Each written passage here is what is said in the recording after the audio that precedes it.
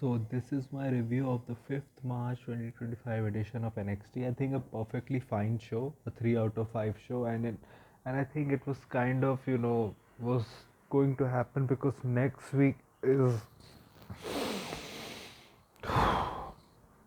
so stacked. So let's start with the most noteworthy thing that happened, which was Shawn Spears is the new NXT North American champion.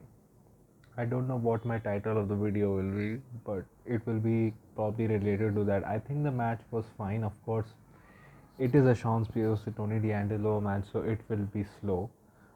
One thing I didn't understand was what did Izzy Dame holding Shawn Spears' leg actually do?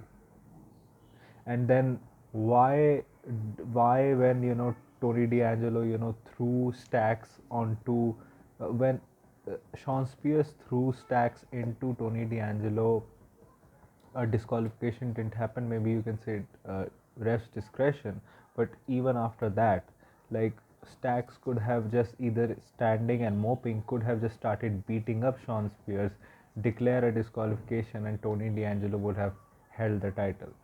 But there were some spots that I did like the kick out on the spear.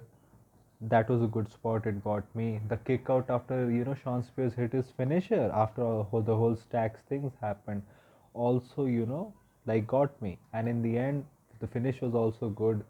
Tony D'Angelo's back gave out, and that's why Shawn Spears won the title. It's just that the title which was held by guys like Oba Femi, guys like Wesley, guys like Isaiah Soar Scott is now being held by Shawn Spears. I never thought that Shawn Spears will win a title when he chose to go back to WWE. I think it was kind of like he'll be in NXT, he'll help the guys out, and he'll be a trainer, like kind of like that deal. But he is a champion now. I assume he's not going to be a champion for long because we also saw before the match Ricky Saints going around, first being confronted by Ridge Holland saying that he wasn't impressed and all. And Ricky was, murmuring into himself, why do people have so much of an attitude here in NXT? Which I like his gimmick that he's still not, accumulate whatever the word is into the NXT atmosphere. And then, he actually was confronted by Shawn Spears going to the ring when Shawn Spears was like, you know, the revolution will be televised when I defeat Tony D'Angelo to become the NXT North American champion. There were video packages also where it was like, kind of like family versus family. My family is better than your family. Tony was like, I gotta do this. And, the girl that is in the Tony D'Angelo family, man, is she really from the Bronx? Her accent is hard, man. Her accent is hard. Like, Tony can do this. Very hard. So I think they're probably gonna push Ricky Saints pretty quick because I don't think Sean Spears is going to be a champion for long. I hope they don't do like a Sean Spears Ricky Saints long feud between the title, kind of like what they did with Ethan Page and Trick Williams. I don't think those two will mesh that well in the ring. But Sean Spears wins the title here, maybe holds it till Stand and Deliver, where Ricky Saints takes the title off Sean Spears. Maybe that happens, or maybe the Wesley feud continues. Maybe Wesley ensures that Ricky Saints does not win, and they have a long-term feud. But I don't see Sean Spears being a long-term champion. Like, and it won't make sense also. Like when you have guys like who kind of need that title so that they can elevate themselves also.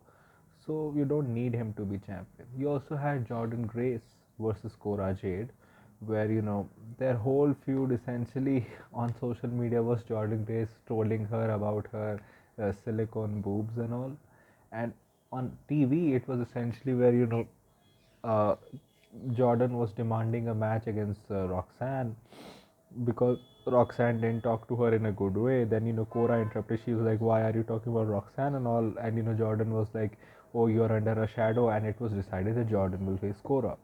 The match was fine. Of course, it was a little bit slow, kind of like how all Cora Jade matches are because she has had knee issues before. TNA Women's Champion, Knockouts Champion, Masha Slamovich was there.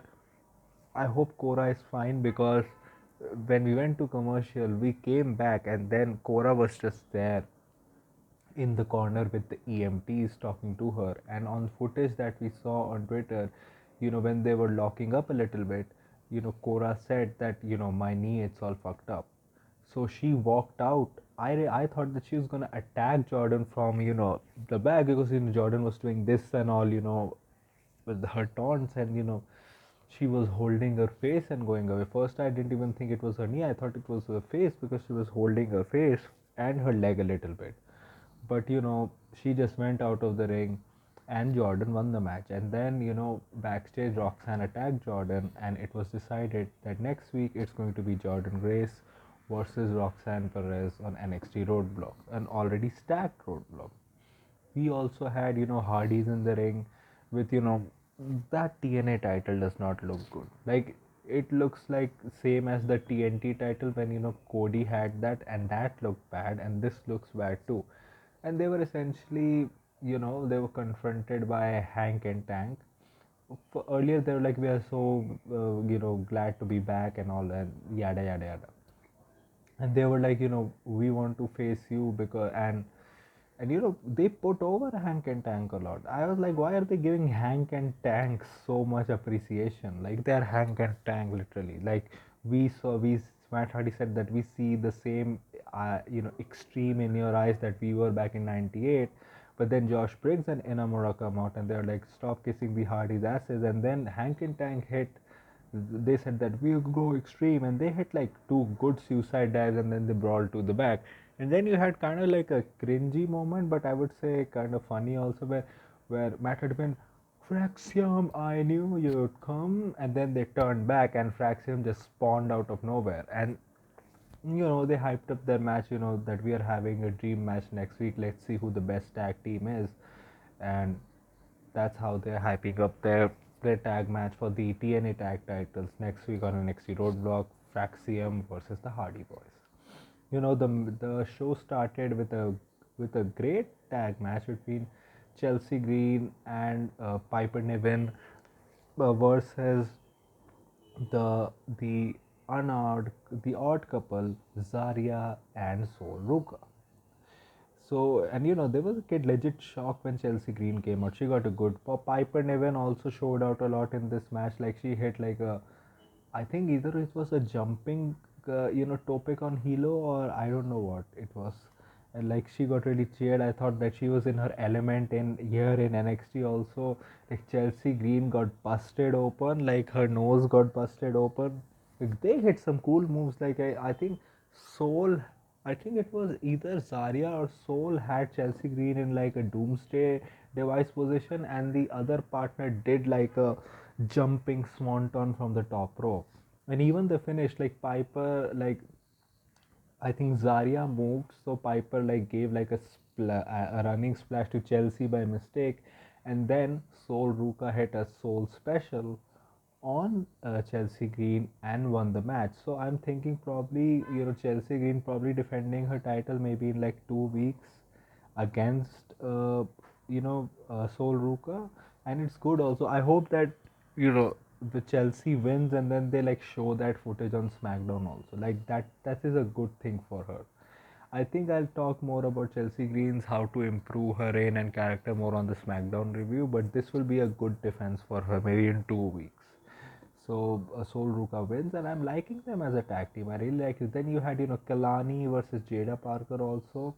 Jada has improved so much in this little time in the ring. She's full on ratchet on the mic, which is I'm saying it's a great thing to have. And then like she has an ass to fight for.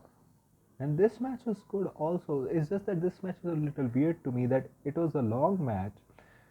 It never felt like they were clunky in the ring, but it felt slow, even though they were smooth, but it felt a little bit slow. Maybe it looked like they're not really getting into the positions for like some seconds, and then they really got into a good position, so it kind of like put me off.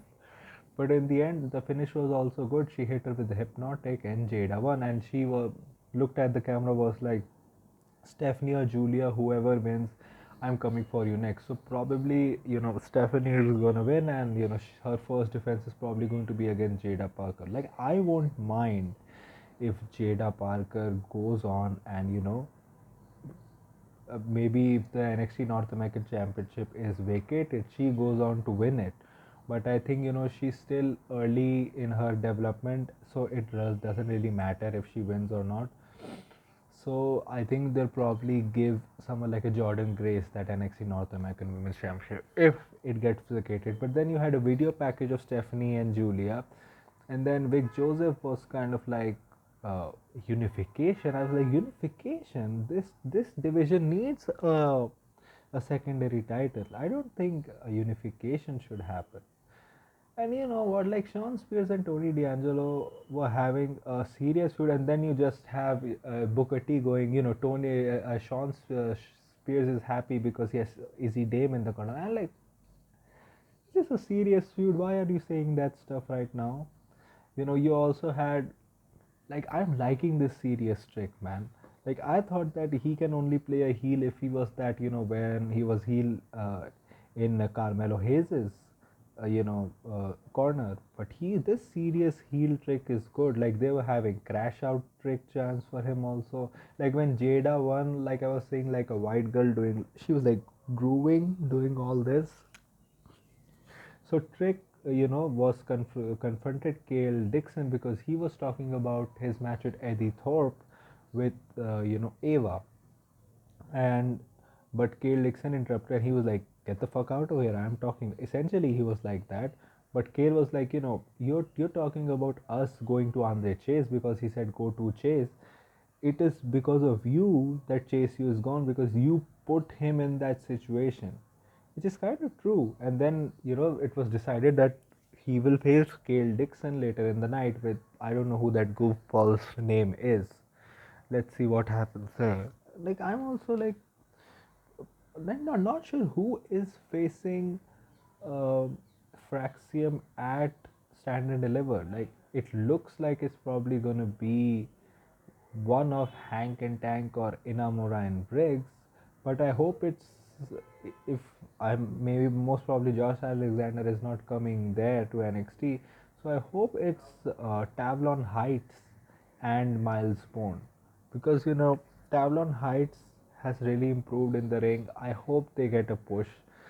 Like Inamura and Briggs, I think Inamura is more of he's there to on an exertion. He doesn't really need to win a title. And Hank and Tank are Hank and Tank.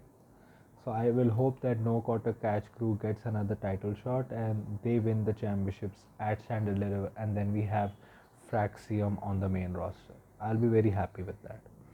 You also had like a backstage, screen to screen, segment between Ethan Page and Javon Evans. It was a fine segment. Javon Evans really sold like his job because he mumbled a lot of his words. Ethan was also like, a 20-year-old kid is coming after me, like, I'm a loving husband and everything. In the end, Javon Evans was not even letting Ethan Page complete his words. But I would have liked it better if it was much more of a punches related segment, like someone is saying a line and then you go whoa, because the feud has been really great. I think if it had that punches type segment, that would have like just nailed it on the head. So you're getting Ethan and Javon Evans in a street fight next week at NXT Roadblock.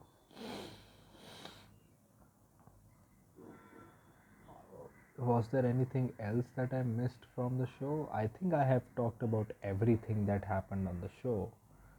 Like, did I miss anything? And one thing I have to give props to HBK is that he knows how to book a non title women's feud much better than Triple H does. Like, I think Triple H does cannot really get his mind around it how to book that.